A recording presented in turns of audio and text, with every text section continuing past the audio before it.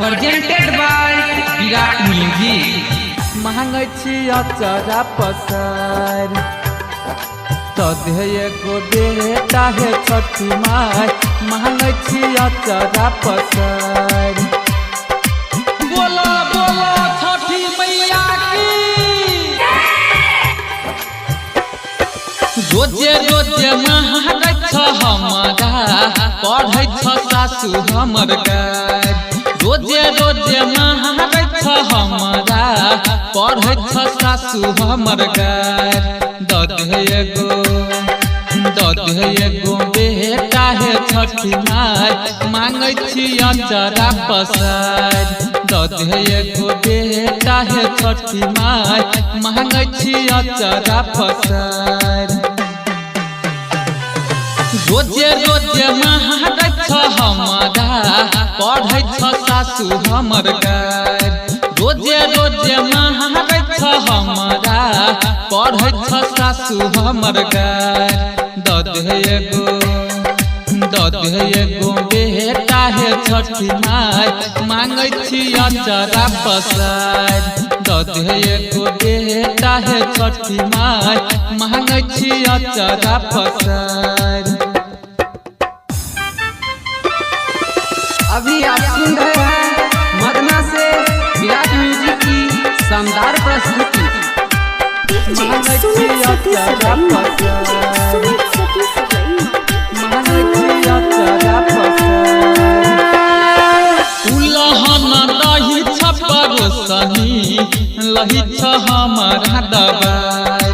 उलहन दही छ परोसनी लही छ हमरा दबार। छोटे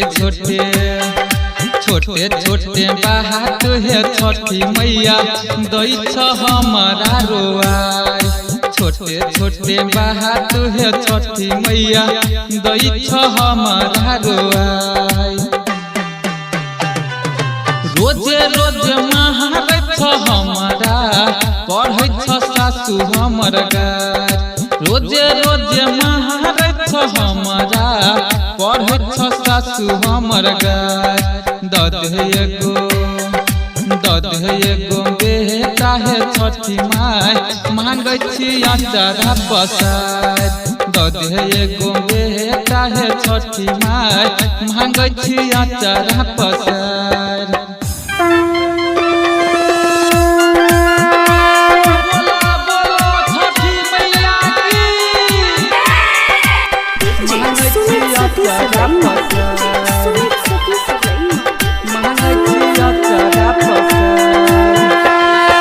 कहै सब बझिनिया गे मैया दही न गोभी फुलाय।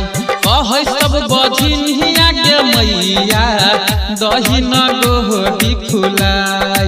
तोरा में छो सकती गे मैया दही न सबके बताई।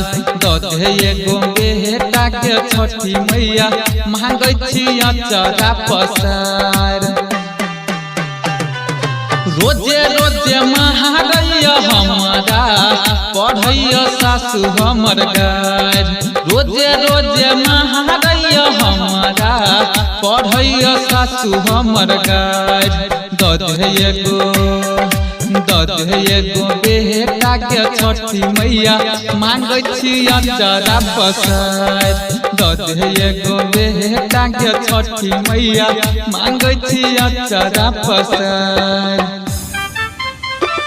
अभी आप सुन रहे हैं मदना से विराट म्यूजिक की शानदार प्रस्तुति। मांगै छी अचरा पसार। मांगै छी अचरा पसार। राइटर कमलेश हे मैया लिखै छ भजन तोहर आय। राइटर कमलेश हे मैया लिखै छ भजन तोहर आय। राजेश रंजन हे छठी मैया गाबै छ सुर से लगाई। राजेश रंजन हे छठी मैया गाबै छ सुर से लगाई। रोजे रोजे महार छ हमारा पढ़ै छ सासु हमर गार रोजे रोजे महार छ हमारा पढ़ै छ सासु हमर गार दद है एगो बेटा है छठी माय मांगै छी अचारा पसार दद है एगो बेटा है छठी माय मांगै छी अचारा पसार। Recording by Virat music Madna बाजार। Mobile number 7050 410 549।